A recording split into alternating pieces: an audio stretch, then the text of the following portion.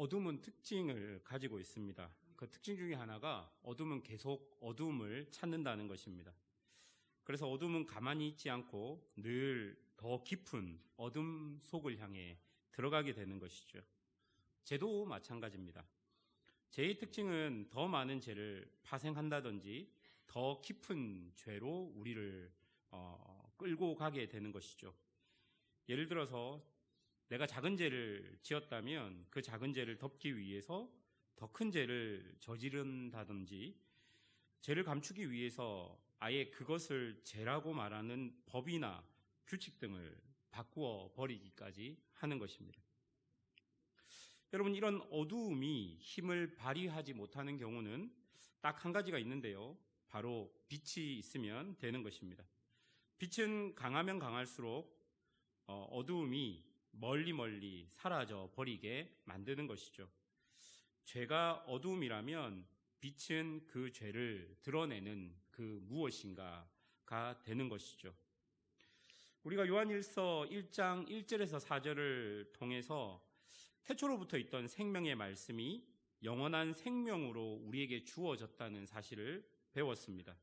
그 영원한 생명으로 우리는 삼위 하나님과 거룩한 사귐이 가능해졌고, 그 거룩한 사귐은 우리의 모든 관계들을 회복시키고 우리에게 충만한 기쁨을 가져다 준다라고 앞에 말씀을 통해서 우리가 배웠습니다. 그리고 이것이 삼위 하나님의 영광이 교회에게 부어진 결과라고 우리는 배웠던 것이죠. 그리고 그 바로 뒤에 나오는 오늘 5절의 본문을 한번 보십시오. 5절에 보니까 우리가 그에게서 듣고 너희에게 전하는 소식은 이것이니 곧 하나님은 빛이시라 그에게는 어둠이 조금 더 없으시다는 것이니라. 우리가 하나님과 기쁨이 충만한 사귐으로 나아가게 되면 그 사귐을 통해서 우리가 알게 되는 사실이 있는데요. 그것은 바로 하나님이 빛 되신다는 것입니다. 그리고 우리가 더 깊은 하나님과의 사귐으로 나아가기 위해서는 하나님이 빛 되신다는 것을 인정하고 받아들여야 되는 것이죠. 하나님이 빛이시고 그에게 어둠이 없다는 말은 하나님을 바꿀 수 없다는 말이고, 바꿀 필요가 없다는 말이고, 하나님은 완전하시고 온전하시다라는 말인 것입니다. 보통 어떤 인격적 대상과의 관계를 맺고 사귀다 보면 서로 맞추는 것이죠. 서로 조정하고 맞추어 가야 합니다. 부부도 처음 만나게 되면 내 고집만 이렇게 내세우는 것이 아니라 그 인격과 인격이 만났기 때문에 서로 뭐 양보할 건 양보하고 맞추어 갈 건 맞추어 가는 것이 인격적인 관계인데요. 오늘 우리가 거룩한 사귐으로 딱 나가게 돼서 우리가 발견하는 것은 하나님은 빛이시라는 사실이에요. 이 말은 우리가 보통의 다른 인격들과 만났을 때 어떤 인격적인 조정이 필요한데, 하나님은 빛이시기 때문에 그 하나님은 우리가 조정할 필요가 없다는 거예요. 하나님이 기준이 되어서 우리가 하나님께 맞추어서 살아가면 된다라는 것을 하나님이 빛이다라는 그 말 안에 포함하고 있는 것입니다. 여러분, 인격적인 관계는 양보하고 양보를 받으며 관계가 깊어지는 것이고, 그리고 싸우기도 하면서 그 관계가 깊어집니다. 그런데 이런 맥락을 우리가 우리의 신앙생활에 적용하다 보면 우리는 꼭 하나님을 바꾸려는, 하나님을 조정하려는 시도를 하게 되는 것이죠. 보통 이런 시도들은 내가 가진 생각이나 혹은 내가 가진 틀, 내가 가진 형식이나 기분, 욕망, 이념, 그런 것에 하나님을 가두려고 하는 시도를 한다는 것입니다. 하나님의 뜻이 우선이다라고 말하고 생각하지만 그 하나님의 뜻을 내 작은 틀에 가두어 놓고 그 틀에 맞지 않으면 하나님의 뜻이 아니다라고 생각하는 것입니다. 그러나 하나님은 빛이십니다. 그리고 그분에게는 어둠이 조금도 없으십니다. 그러니까 하나님은 항상 선하시고 항상 옳으시다는 말입니다. 그 선하시고 옳으신 하나님과의 더 깊은 사귐으로 나가기 위해서는 우리가 하나님을 조정하는 것이 아니라 빛 대신 하나님을 보고 우리 안에 있는 어둠들을 조정해 가야 되는 것이죠. 기준 대신 하나님을 보고 그 빛 대신 기준 대신 하나님 앞에 내가 나아가면 내 안에 있는 어둠이 보일 것이지 않습니까? 그래서 나를 수정해 가는 것입니다. 나를 고쳐가는 것. 바로 그것이 우리가 하나님과의 깊은 사귐 안에서 얻을 수 있는 것입니다. 그러면 여러분, 우리가 하나님께 나아갈 때 우리 안에서 발견되는, 그리고 우리 안에서 해결돼야 될 어두움들이 무엇이 있겠습니까? 첫 번째로 우리가 살펴볼 것은 위선입니다. 6절을 보십시오. 만일 우리가 하나님과 사귐이 있다 하고 어둠에 행하면 거짓말을 하고 진리를 행하지 아니하거니와 라고 기록됩니다. 여기서 말하는 우리 안에 있는 어둠은 위선입니다. 위선이라는 말은 겉으로만 어떤 척하는 것을 말하는 것이죠. 6절 전반절에 보십시오. 만일 우리가 하나님과 사귐이 있다 하고 라고 말합니다. 그러니까 내 안에 영원한 말씀이 있다. 나는 하나님을 잘 믿는다. 나는 예배에 참석한다. 나는 그리스도인이다. 그래서 나는 삼위 하나님과의 영적인 교제가 있다라고 말하는 것입니다. 그런데 그 바로 뒤에 나오는 말을 보세요. 어둠에 행하면이라고 말합니다. 여러분, 여기서 행하면이라는 이 동사는 걷고 있는 모습을 묘사하는 동사입니다. 여러분, 걷고 있는 모습, 그러니까 반복과 지속을 의미하는 현재형으로 표현되었기 때문에 계속 지금 걷고 있는 거예요. 그러니까 어둠을 행하면 어둠을 향해서 지금 계속 걸어가고 있는 것입니다. 더 깊은 어둠 속으로 들어가는 모습을 나타내고 있는 동사가 바로 이 행하면이라는 동사입니다. 6절의 이 내용이 참 이상합니다. 빛 대신 하나님과 사귐이 있답니다. 그런데 어떻게 더 깊은 어둠 속으로 반복해서 계속 걸어갈 수 있겠습니까? 여러분, 이것이 바로 위선이라는 말입니다. 사람이 어떻게 이렇게 될 수 있을까요? 나는 하나님을 믿는다.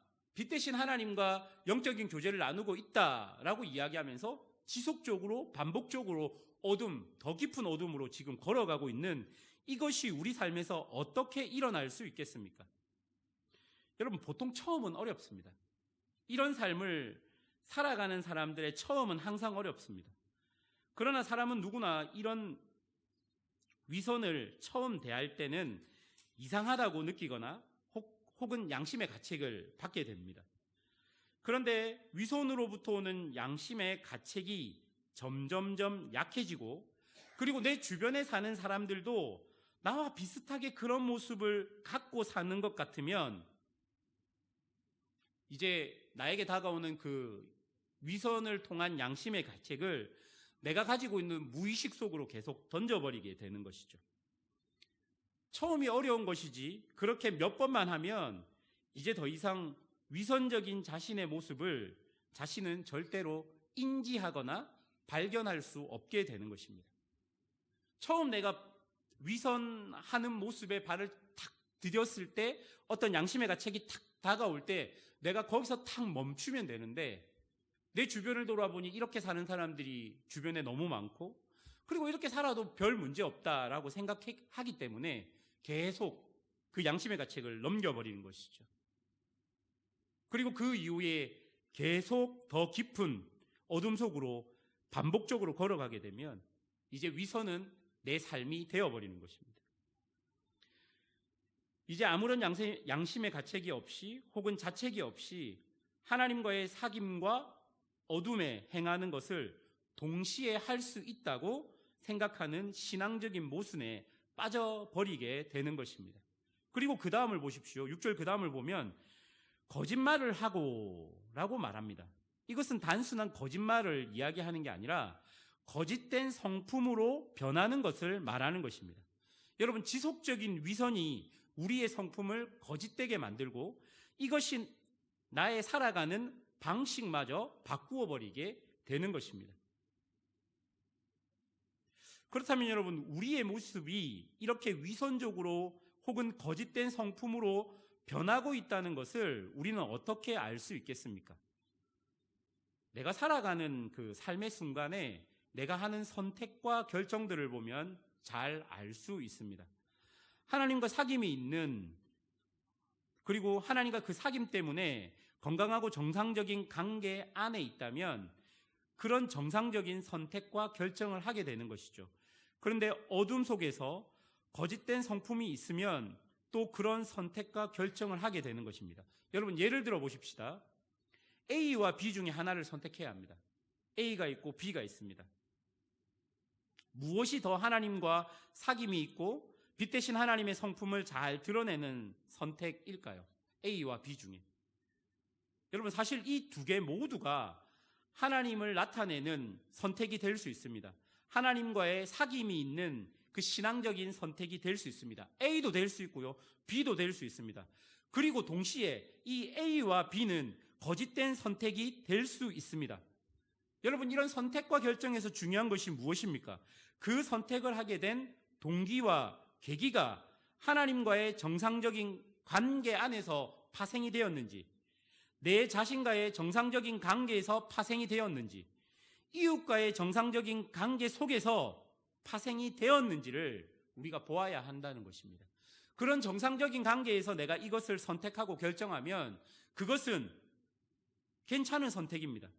그런데 그렇지 않고 남과 비교하거나 경쟁하거나 혹은 나의 욕망과 거짓 등, 그러니까 정상적인 관계 밖에 있는 것이 내 선택의 동기가 되었다면 그 선택이 A든 B든 간에 모두 거짓된 선택이고 악을 행하는 선택이라는 것입니다. 여러분, 이 미세한 차이를 우리가 알고 있어야 합니다. 우리가 결정하고 선택하는 것이 이것도 좋고 저것도 좋은데 그 선택의 동기와 그 결정의 선택이 정말로 정상적인 관계 안에서 이루어지고 있는지를 보시면 우리의 모습이 위선적인지 위선적이지 않은지를 우리가 살펴볼 수 있다는 것입니다. 두 번째로 우리 안에 있는 어둠은 기만입니다. 우리 안에 있는 어둠이 6절의 말씀처럼 계속 더 깊은 어둠 속으로 진행되게 되면, 발전되게 되면 더 많이 어둡게 되는 특징이 있습니다. 그러니까 더 깊은 어둠 속으로 들어가는 특징이 있습니다. 6절에서 나왔던 위선이 더 깊은 어둠 속으로 들어가면 이제 우리 안에서 발견되는 어두움은 기만이라는 어두움이 생기게 되는 것입니다. 기만은 위선적인 모습이 성장해서 남을 속이고 또 내 자신도 속이는 지경에 이른 상태를 말합니다. 여러분, 8절을 보십시오. 만일 우리가 죄가 없다고 말하면 스스로 속이고 또 진리가 우리 속에 있지 아니할 것이요.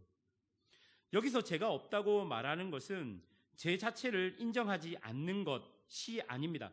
죄의 존재는 인정하는데 나는 그 죄와 상관없다고 생각하는 것을 말하는 것이죠. 그런데 더 큰 문제는 실상 그 죄가 바로 나의 죄라는 것에 있습니다. 여러분, 요한이 이렇게 지금 말하는 이유는 그 시대 이단들 중에 예수님께서 육신으로 오시지 않았다라는 사람들이 있습니다. 그 사람들이 가진 생각은 육신은 원래 악하다라고 생각했습니다. 그러니 원래 악한 육신이 아무리 죄를 지어봤자 우리의 영적 구원에는 하등의 영향이 없다라고 생각했던 것이죠. 그러니까 한마디로 책임 있는 인격을 포기한 사람들이 그 시대 이단 중에 있었다는 것입니다. 이렇게 생각해 보십시오. 우리는 죄를 지어도 그 죄를 내 죄라고 인정하고 그것을 회개한다면 그 죄로 인하여 우리의 구원은 전혀 문제되지 않을 것입니다. 그런데 여러분, 우리 안에 있는 어두움이 어떻게 작용하냐면요, 지금 내가 이 죄를 지을 때 내 안에서 교묘하게 생각되는 것이, 내가 이 죄를 짓고 난 이후에 하나님께서 주신 그 회개의 은혜를 통해서 회개하면 이 죄는 내 것이 아니야 라는 생각을 하게 되는 것입니다. 내가 어떤 죄를 짓습니다. 그 죄를 짓게 되면 나는 회개를 통해서 그 죄를 용서받게 됩니다. 그런데 내가 이 죄를 지금 짓고 있어요. 그런데 내 선한 양심이, 하나님께서 주신 양심이 지금 멈춰라, 거기서 멈춰야 돼 라고 지금 성령의 음성이 들린다고 합시다. 그런데 내 마음에서 교묘하게 어떤 마음들이 올라오냐면 내가 이 죄를 지어도 내가 금세 회개하면 이 죄는 더 이상 내 죄가 아닐 거야 라는 생각이 동시에 내 마음에 있다는 것이죠. 여러분, 바로 그것이 기만입니다. 내 욕망은 그것을 멈추지 않고 결국 죄를 범하게 되는데, 이때 내 욕망이 나에게 하는 말이 괜찮아, 회개하면 되잖아. 여러분, 바로 이것이 우리 안에 있는 기만의 모습입니다. 그리고 이것이 8절에 내가 죄가 없다라고 말하는 모습이 되는 것입니다. 내 안에 분명히 죄가 있는데 그 죄를 넘겨버리는 것이죠. 이것은 나의 행동과 그 행동의 결과를 내가 책임지지 않겠다라는 말입니다. 이런 기만적인 행동은 다른 사람들에게도 나타납니다. 여러분, 우리가 다 알다시피 대표적으로 이창동 감독의 영화 밀양에서의 내용이 바로 이런 내용입니다. 또한 나의 행동의 원인을 다른 사람에게 전가하기도 합니다.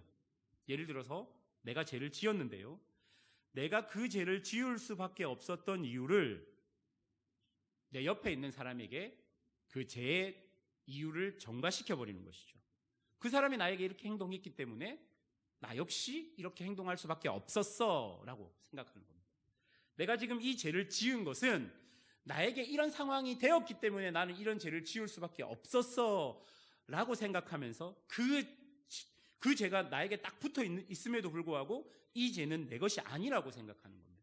저 사람 때문이야, 우리 엄마 때문이야, 우리 아빠 때문이야, 내가 지금 이런 환경에 있기 때문이야 라고 생각하며 애써 그 죄를 멀리하는 것이죠. 여러분, 이렇게 책임감이 없는 기만적인 행동이 지속되면 결국 모든 관계는 깨어져 버립니다. 그런데 8절 하반절에 보십시오. 조금 더 충격적인 이야기를 하는데요, 8절 하반절에 보니까 진리가 우리 속에 있지 아니할 것이라고 말합니다. 이 말은 이런 기만하는 이 습관 가운데, 이런 모습 가운데 지속적으로 이런 악을 행하는 사람들은 처음부터 원래 우리 안에 영생의 말씀이 존재하지 않았을 가능성이 있다라는 것을 이야기합니다. 그러니까 내가 책임 없는 기만적인 행위를 하는 이유가 원래 내 안에 말씀이 존재하지 않기 때문일 수 있다라고 이야기하는 것이고요. 조금 더 구체적으로 이야기하면 내가 지금 하나님과의 사귐이 없을 수 있다라고 말하는 것입니다. 바른 관계는 책임지는 사랑 안에서 존재할 수 있습니다. 인정하지 못하면 책임질 수 없는 것이죠. 지금 내가 내 안에 있는 죄를 내 스스로 그 죄가 내 것이라고 인정하지 못하면 그 죄에 대한 책임을 질 수 없는 것입니다. 그 누구도 이 죄에 대한 책임을 질 수가 없는 것이죠. 나의 모습을 있는 그대로 인정해야 합니다. 내 안에 있는 연약함, 내 안에 있는 강함들을 잘 한번 살펴보십시오. 그리고 하나님과의 관계에서, 내 자신과의 관계에서, 이웃과의 관계 안에서 어떤 모습으로 나는 기만적인 행위들을 벌이고 있는지를 한번 보셔야 합니다. 그리고 그것을 인정하며 책임져야 할 나의 몫이 무엇인지를 한번 잘 살펴보아야 하는 것이죠. 교회 안에서도 마찬가지인 것 같습니다. 우리의 모습을 한번 곰곰이 생각해 보아야 합니다. 하나님의 말씀 앞에서 내 안에 이런 위선들로 시작해서 이 위선이 더 깊어져서 기만할 수밖에 없는 그런 모습들이 내 안에 이렇게 어둠이 더 많이 발전하고 있는 것은 아닌지를 내가 살아가고 있는 삶의 현장 곳곳에서 한번 살펴보아야 한다는 것입니다. 세 번째로 우리가 좀 살펴보아야 할 우리 안에 있는 어둠은 왜곡입니다. 여러분, 아까 두 번째에서 살펴보았듯이 우리 안에 있는 기만이 깊어지면 결국 사실과 다르게 해석하는 왜곡에 빠지게 되는 것입니다. 10절을 보십시오. 만일 우리가 범죄하지 아니하였다 하면 하나님을 거짓말하는 이로 만드는 것이니 또한 그의 말씀이 우리 속에 있지 아니하니라. 앞부분에서 만일 우리가 범죄하지 아니하였다 하면, 여러분 여기서 사용된 동사 형태는 완료형입니다. 그러니까 이 말은 무슨 말이냐면요, 과거부터 현재까지 자신은 죄를 짓지 않았다라고 말하는 것입니다. 그런데 여러분, 그들이 이런 말을 할 수 있는 이유가 무엇일까요? 뒷부분을 보시면요, 하나님을 거짓말하는 이로 만드는 것이라고 말하는데요, 이것은 한마디로 하나님의 말씀 자체가 잘못되었다라는 표현입니다. 즉, 하나님께서 지금 말씀에서 이야기하는 그 죄라고 규정해 놓은 것 자체가 잘못이기 때문에 나는 그 기준으로 내 모습을 보지 않고 세상의 기준으로 보니까 과거부터 현재까지 지었던 모든 것들이 사실 뭐 큰 죄가 아니다라고 생각하는 것이죠. 여러분, 이런 느낌을 살려서 본문을 보면요, 자신은 옛날부터 지금까지 죄를 짓지 않았고 다른 사람들이 아니야, 너 하나님의 말씀을 보면 지금 이렇게 행동하는 것이 죄야 라고 말한다면, 지금 이 사람은 지금 이 행동 자체를 죄라고 규정해 놓은 하나님의 말씀이 잘못된 것이다 라고 말하는 거예요. 보통 요즘 교회나 성도들을 보면 이렇게 직접적으로 하나님의 말씀을 잘못되었다라고 말하는 사람들은 없습니다. 그러나 여러분, 말씀을 어떻게 해석하느냐에 따라서 교묘하게 자신이 원하는 것을 옹호하도록 만들어갈 수 있고, 그렇게 만드는 사람들이 있을 수 있다는 것이죠. 제가 나온 신학대학원은 굉장히 꼬장꼬장한 학교입니다. 뭐 한국에서 하여튼 엄청나게 보수적인 교단의 신학교를 제가 나왔습니다. 제가 기억하는 어릴 때의 모습은 교회 안에서 박수를 치지 못하게 했어요. 그래서 이렇게 새 가족이 왔는데 교회에서 이제 박수를 못 치니까 주보를 흔들었던 적이 있어요. 이게 뭐 전설 속의 이야기가 아니라 실제로 부산의 어느 교회에서 일어났던 일입니다. 어느 교회가 아니라 많은 교회들에서 일어났던 이야기예요. 드럼이 처음 교회에 들어올 때 여러분 기억하십니까? 저거는 사단의 악기였습니다. 드럼을 치는 날에는 장로님들이 진짜 청년부를 박살내려고 이렇게 모여, 그 정도로 그렇게 꼬장꼬장한 학교를 제가 나왔는데요, 좋게 말하면 전통을 잘 지키는 학교이고 나쁘게 말하면 융통성이 전혀 없는 학교였습니다. 요새 아이들의 말로 하면 꼰대 같은 학교였습니다. 여러분, 처음 설교학 시간이 되었을 때 교수님께서 하신 말씀이 있습니다. 말씀을 이제 설교학 시간이니까 이 말씀을 어떻게 해석해야 되고 이런 이야기를 하면서 가장 기본이라고 이야기했던 것이, 내가 하고 싶은 말씀을 찾아서 대입하는 것이 아니라 말씀이 말하는 것을 있는 그대로 전하는 것이 가장 기본이라고 이야기했습니다. 그리고 어쩔 수 없이 이 말씀을 목사가 해석해야 되지만, 해석하는 사람의 상황이나 환경이나 배경을 통해서 이 말씀이 해석되어질 수밖에 없지만, 그런데 이러한 것들이 해석해야 하는 본문의 내용을 변경하면 변경할수록 본문의 의미가 더 부정확해진다라고 이야기한 것을 기억하고 있습니다. 자, 여러분, 지금 여러분은 앉아서 설교를 듣고 있습니다. 사실은 지금 이 설교를 듣는 시간은 설교자인 제가 이 본문을 보고 그리고 여러 주석을 참고하고 이 본문이 기록된 원래 언어들을 살피면서 동사의 형태와 의미들을 살펴서 제가 배운 대로 제가 가지고 있는 지식을 가지고 해석해낸 지금 내용을 여러분 듣고 있습니다. 물론 이 설교를 준비하면서 저는 기도했습니다. 성령께서 이 말씀이 온전하게 말씀이 있는 그대로 증거되게 해달라고 기도하며 말씀을 준비했고, 그리고 이 말씀을 여러분에게 설교하고 있습니다. 무슨 말이냐면요, 설교를 들으면서도 사실은 제가 해석한 설교를 여러분께 전하면서 여러분이 이 설교를 들으면서도 여러분이 지금 하고 있는 것은 이 해석된 설교를 들으면서 여러분 스스로가 해석하는 사람이 되어서 제가 해석한 설교를 여러분도 해석하면서 듣고 있다는 것이죠. 무슨 말이냐면 여러분이 지금 설교를 들으면서 내가 듣고 싶은 내용만 듣고, 혹은 설교자가 준비한 이 적용의 내용과 설교 내용을 다르게 적용할 수도 있다는 것입니다. 여러분, 이런 해석의 싸움이 지금 우리 안에서 위선과 기만과 왜곡의 그 어둠들이 우리 안에 있는 증거가 되는 거예요.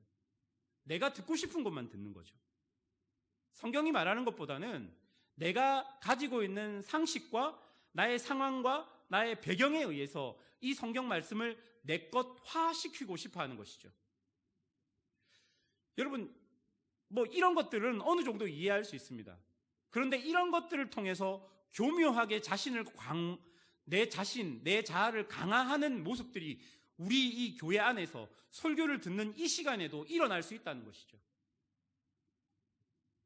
여러분, 그러면 전혀 성경과는 다른 그 내용이 하나님의 말씀인 것처럼 되어서 나에게 다가오는 것입니다.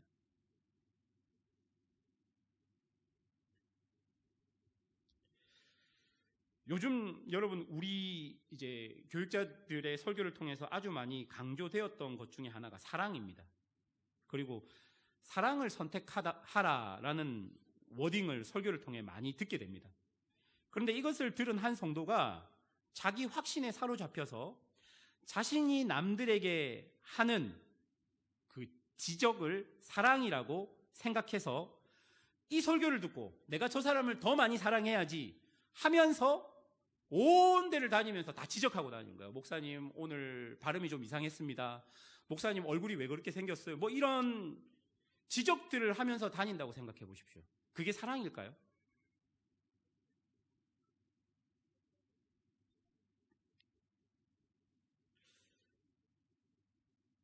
이와 반대로 사랑하라니까 다 허용해주고 다 참는 것이 사랑이라고 생각해서 옳지 않은 것조차 사랑으로 덮어줘야 한다고 생각하는 것도 문제일 수 있는 것이죠.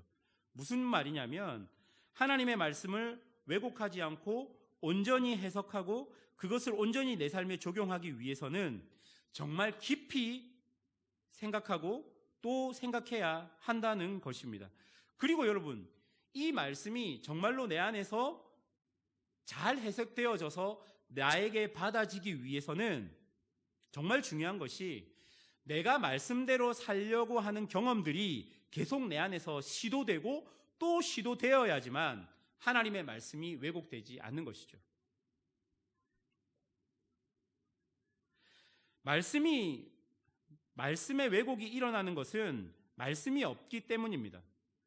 말씀이 없기에 말씀을 깊이 생각하는 경험도 없고 깊이 생각하는 경험이 없으니까 그 말씀대로 살려는 그 신앙의 그 열심 혹은 그 신앙의 고민들이 없는 것이죠. 그렇기 때문에 말씀의 왜곡들이 우리의 삶에서 일어나게 되는 것입니다. 우리는 지금까지 하나님과의 사귐을 가로막는 어둠을 살펴보았습니다. 위선이 있었고요, 기만이 있었고요, 왜곡이 있었습니다. 이 세 가지 어둠을 통해서 우리가 다시 한번 확인할 수 있는 것은 악은 멈추지 않는다는 것입니다. 어둠은 멈추지 않고 더 깊은 어둠 속으로 우리를 끌고 간다는 것입니다. 위선을 통해서 기만이 오는 것이고 기만을 통해서 왜곡이 우리에게 다가오게 됩니다. 그럼 결국 우리는 이런 어둠들을 통해서 정상적인 하나님과의 관계가 깨어지고 정상적인 나 자신과의 관계가 깨어지고 정상적인 이웃과의 관계가 깨어질 수밖에 없는 것입니다. 제가 이 전 본문으로 설교할 때 하나님과의 사귐이 우리에게 기쁨을 주는 이유는 모든 끊어진 관계가 정상적으로 회복되기 때문이라고 말씀드렸습니다. 사귐을 통해서, 하나님과의 깊은 사귐을 통해서 우리는 하나님과의 관계가 정상적인 관계로 계속 연결되는 것이고, 그 하나님과의 관계가 정상적으로 연결되니까 내 자신과 내 자신의 관계가 정상적인 관계가 되는 것입니다. 내 자아가, 내 자존감이 정상적인 관계가 되는 것이고, 그렇게 되다 보니까 자연스럽게 이웃과의 관계도 정상적인 관계, 이런 선순환의 어떤 신앙적인 관계들이 다 이어지게 되는 것이죠. 그게 하나님과의 사귐이 우리에게 주는 기쁨입니다. 그런데 여러분, 어두움이 깊어지면 깊어질수록, 그 어두움이 기만이 되고 위선이 되고 왜곡이 되면 될수록 그 모든 관계를 끊어놓게 되는 것이죠. 결국 그러면 우리는 하나님과 사귐을 할 수 없는 것입니다. 이런 어두움을 가지고 우리가 예배당에 나와서 앉아 있으면 이 예배를 통해서 하나님과의 깊은 사귐이 아니라 계속 관계의 단절을 우리가 경험하게 되는 것이죠. 그렇다면 여러분, 오늘 본문이 말하는 해결책이 무엇이겠습니까? 7절 앞부분을 한번 보십시오. 7절 앞부분을 보시면, 그가 빛 가운데 계신 것 같이 우리도 빛 가운데 행하면 이라고 이야기합니다. 이 구절은 다시 한번 하나님이 빛 되신 것을 말해주고 있습니다. 하나님은 변하지 않는 빛이라고 이야기합니다. 이 말은 오직 하나님께서 이 모든 문제 해결의 근원이 되신다는 것을 이야기합니다. 변하지 않는 빛이 있기에 우리는 기준을 세울 수 있고 어떻게 살아가야 하는지를 알 수 있는 것이죠. 그리고 우리도 빛 가운데 행한다라고 이야기합니다. 이 말은 우리가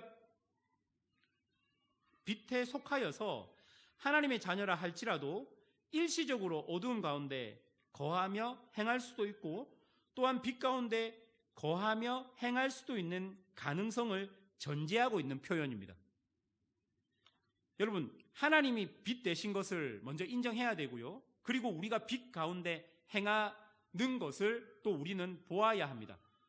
다시 말해서 이 빛 가운데 행한다는 이 표현이요, 그냥 우리가 지속적으로 계속 빛 가운데만 거한다, 그 표현이 아니고, 우리가 빛 가운데 하나님이 빛 대신 하나님이 목표로 딱 있으면 우리가 그 하나님을 이렇게 바라보면서 가면서 빛을 보고 가지만 우리가 어둠에 행할 수도 있고, 또 정신을 차리고 빛 가운데 행할 수 있고, 또 어둠을 행할 수 있고 빛 가운데 행할 수 있다는 그 표현이 포함되어 있는 단어가 우리도 빛 가운데 행하면 이라는 이 표현이라는 것이죠.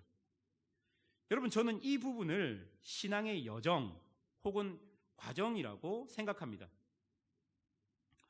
우리는, 여러분, 우리가 살고 있는 현실 세계에 대한 이해가 좀 필요합니다.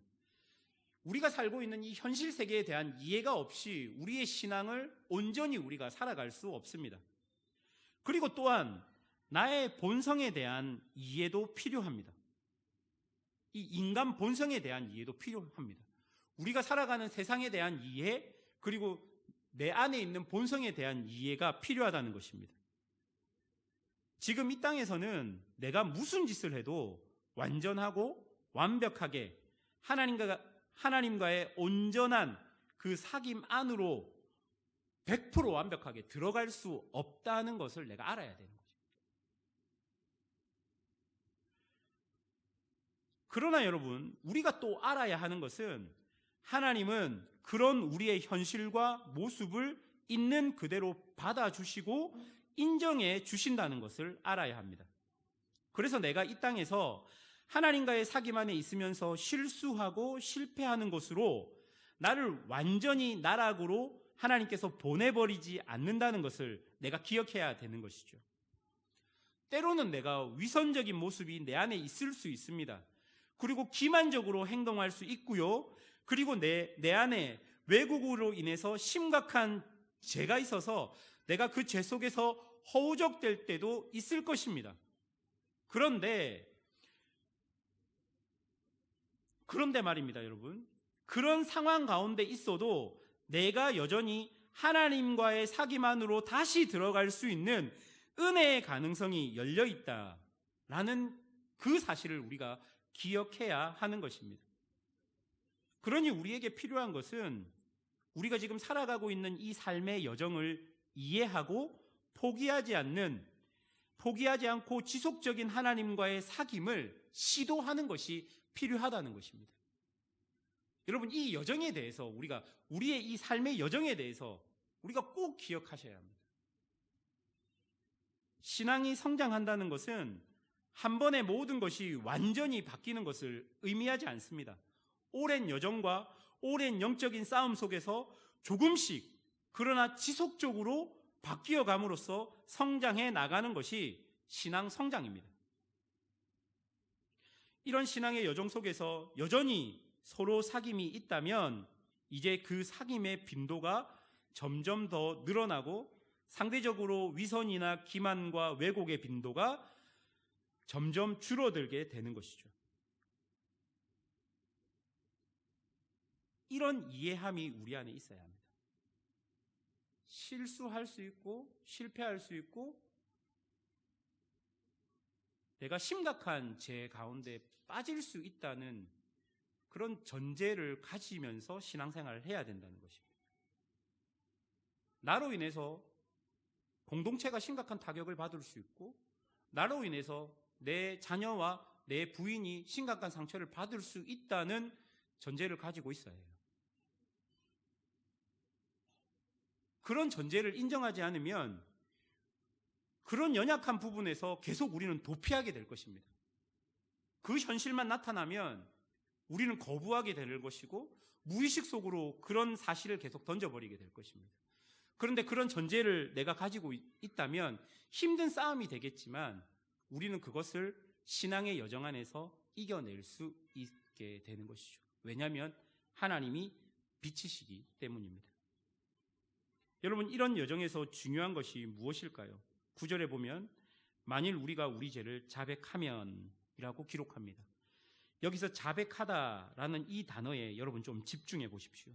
자백하다. 이 자백이라는 말은 있는 그대로 인정하다라는 말입니다.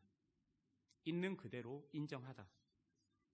신앙의 여정을 가다 보면 우리에게 제일 필요한 것은 자기 자신과 그리고 지금 자기 자신에게 주어진 상황과 결과를 있는 그대로 인정하는 것이 아주 중요하고 필요한 것 중 하나입니다. 보통 사람들은 힘겹고 곤란한 상황이 오면 도망갑니다. 그리고 숨어버립니다. 여러분, 이것은 어둠이 가지는 특징입니다. 도망가고 숨기면 그 문제를 인정하지 못하는 것이 되는 것이죠. 그러면 우리는 빛보다는 어둠에 가까이 있는 것입니다. 우리의 신앙은 어차피 여정입니다. 지금 모든 것이 결정되고 결론 내려지지 않습니다.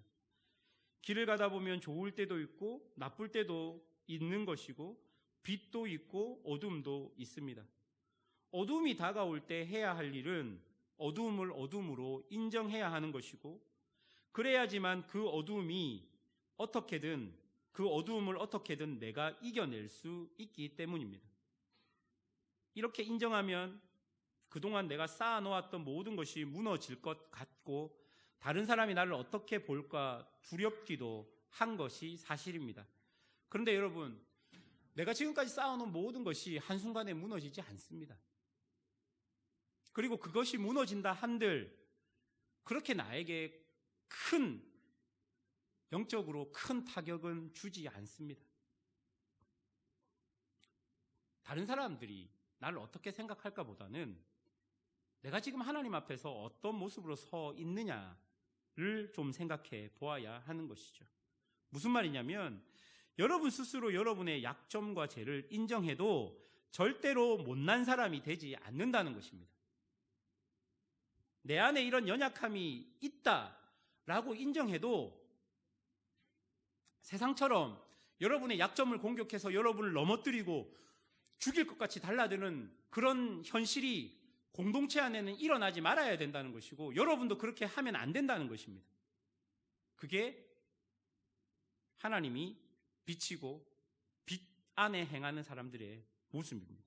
그래서 여러분 그냥 있는 그대로 인정해야 합니다. 그렇게 있는 그대로 인정하면 우리 안에 어떤 은혜가 임하는지 보십시오. 7절 하반절입니다. 그 아들 예수의 피가 우리를 모든 죄에서 깨끗하게 하실 것이요. 9절 하반절에 보십시오. 그는 미쁘시고 의로우사 우리 죄를 사하시며 우리를 모든 불의에서 깨끗하게 하실 것이요.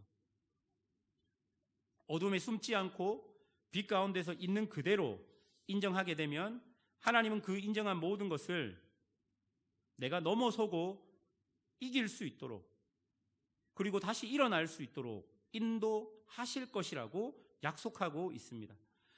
도망치고 싶은 환경과 상황 속에서, 감추고 싶은 나의 현실 속에서 나를 훈련하시고 단련하셔서 결국 이 모든 상황들을 통해서 더욱더 나를 본래의 나의 모습 되게, 그리고 더 깊은 하나님과의 사귐 안으로 인도하시는 것이 하나님이라는 것을 우리에게 말해주고 있는 것입니다. 물론 이런 모든 일련의 상황 역시 오랜 시간을 통해서 나에게 주어질 것입니다. 오랜 시간을 통해서. 진실함과 책임으로 있는 그대로 겸허하게 인정하는 것. 여러분, 그것이 바로 하나님이 원하시는 모습일 것입니다. 그리고 하나님과의 사귐이 있는 사람들의 모습일 것입니다. 그리고 하나님은 그런 사람들을 변화시켜 주실 것입니다. 그런 하나님을 신뢰하시면서 어둠 가운데 거하지 마시고 빛 가운데로 나오십시오. 그리고 우리 안에 있는 모습들을 좀 인정합시다. 연약한 모습들, 제된 모습들, 그리고 내 안에 있는 어떤 상황들, 인정하기 싫어하는 것들이 다 있잖아요. 그런 것조차도 하나님 안에서 인정하고 내 모습이 이렇고 연약하다는 것을 좀 하나님을 신뢰하는 모습으로 좀 다 하나님 앞에 쏟아내었으면 좋겠습니다. 그래서 어둠이 아닌 빛 가운데 행하는 그런 믿음의 성도들이, 오늘 여기서 설교를 듣고 있는 우리 410 한마음연합교회 성도들이 되시기를 주님의 이름으로 축원합니다. 기도하겠습니다.